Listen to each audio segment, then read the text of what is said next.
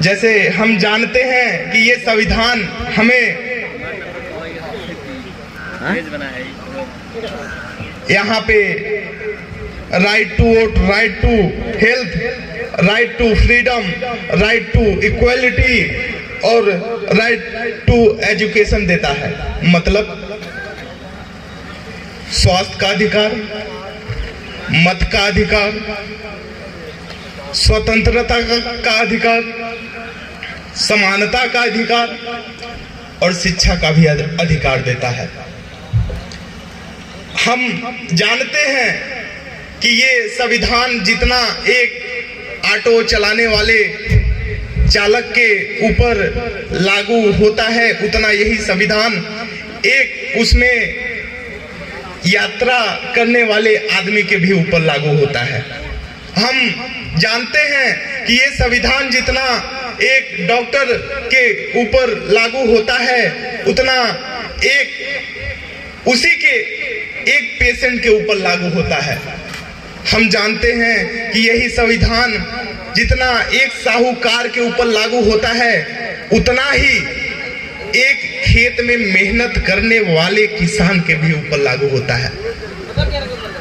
लेकिन आज अगर यही संविधान नहीं होता तो हम जानते हैं कि अगर वो पेशेंट इलाज करवाने गया होता किडनी का, तो पता लगता किडनी गायब बा। और आज संविधान नहीं होता, वो किसान होता लेकिन उसका जमीन उस साहूकार के पास होता।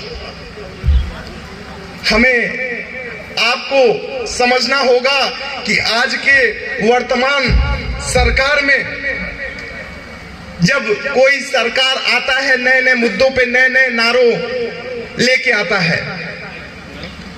हमने जाना है, हमने नाराएं सुनी है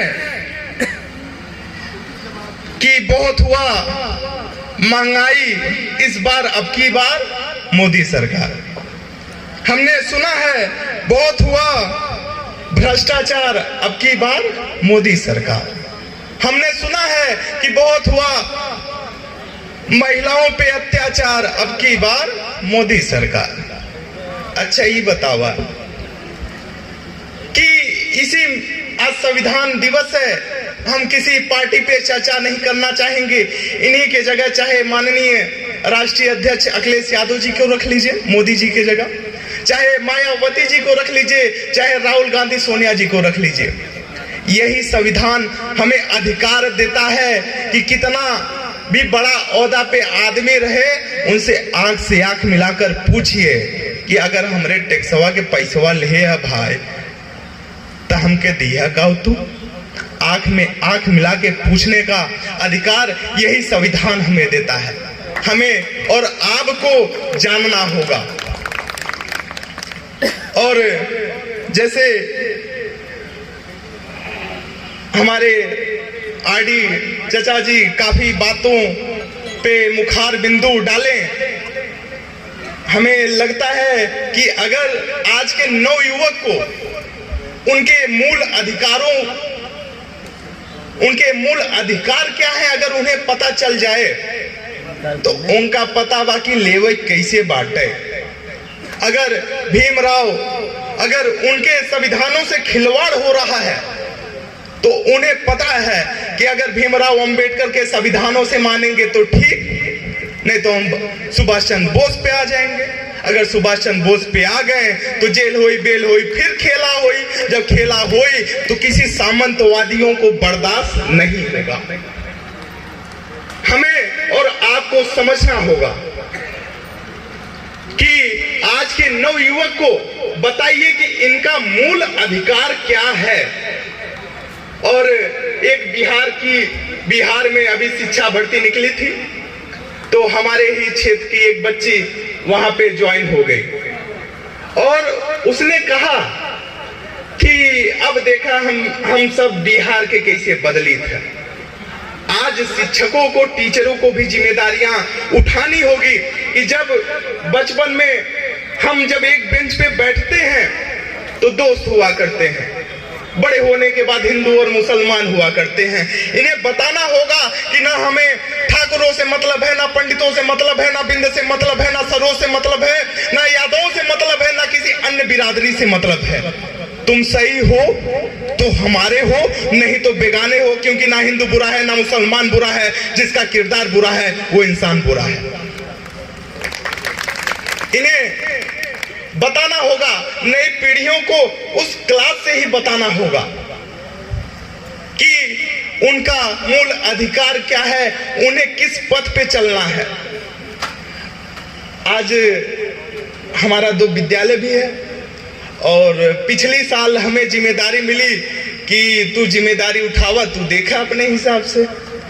तो ये आपके बीच में बात रखने का मौका मिला कि एक आदर्श यादव करके बच्चा है, उसी के साथ साथ 10 बच्चे ऐसे हैं जो 90+ हैं, और आदर्श यादव जो लड़का है यूपी में 7वां स्थान और जिला में पहला स्थान 97% लाया है। तो आज के समय हमें किस प्रकार पढ़ाई को लेकर महत्व देना है ताकि हम अपने मूल अधिकारों पे बात करें, ताकि हमें अपना मूल अधिकार पता चल सके। आज जैसे संविधान दिवस है, क्या उसको हम संविधान का जन्मदिन बोल सकते हैं? बिल्कुल बोल सकते हैं, क्योंकि जब एक शिशु का जन्म होता है आगे चल के वो कुछ बड़ा करता है। जब संविधान बना था तो आज वही संविधान एक के ऊपर बराबर लागू है ताकि ये सिस्टम बढ़िया से चल सके। और हमने देखा है कि हमारे भीमराव अंबेडकर जी जब बचपन में एक छोटे बच्चे के, हमें लग रहा है उस बच्चे के उम्र के होंगे, तो उनके साथ किस प्रकार प्रताड़ित किया गया था। 2 मिनट हो गया, राइट टू स्पीच तनी बोले के मौका था। नई पीढ़ी है, कम से कम चचा उचा के सीख के।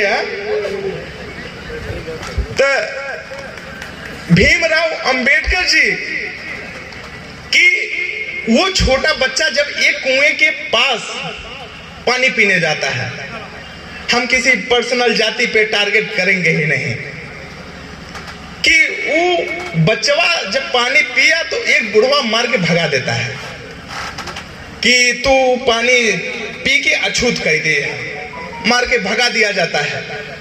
आज के नवयुवक होता था, हमके लागे लाठी निकाला दौड़ा ले दब तेरी बुढ़वा के। अब आज का जो पीढ़ी चल रहा है, लेकिन वो हमारे भीमराव अंबेडकर जी थे।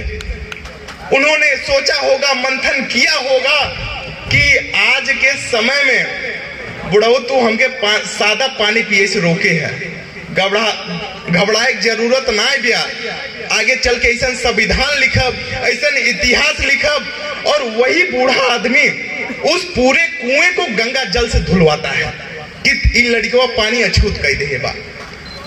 तो वो लड़का मंथन करता है और सोचता है, विचारता है कि घबराए की जरूरत ना बा, ऐसा इतिहास, ऐसा संविधान लिखेंगे कि तुमने हमने सादे पानी पीने से रोक दिया, ऐसा इतिहास लिखेंगे। आज ये पूरा पानी पवित्र हो चुका है गंगा जल जाने के बाद, ऐसा इतिहास लिखेंगे ताकि ये पवित्र पानी हर जीव जंतु पी सके। ऐसा सोच लेके चलना होगा। और आप सभी का आभार व्यक्त करते हैं कि एक छोटे कम उम्र के लड़के को बोलने का मौका दिया। तहे दिल से हमारे आरडी चचा जैसे कई और चचा हैं आपके बीच में मार्गदर्शक के लिए, इनका भी आभार व्यक्त करते हैं कि हमारे बेलापान नौपड़वा की धरती पे अपना आगमन किया है। इसके लिए सदा आभारी रहेंगे और बराबर अपना योगदान हमारे नए पीढ़ियों के बीच में देते रहिए। बहुत बहुत धन्यवाद, बहुत बहुत आभार आप सभी का, बहुत बहुत धन्यवाद।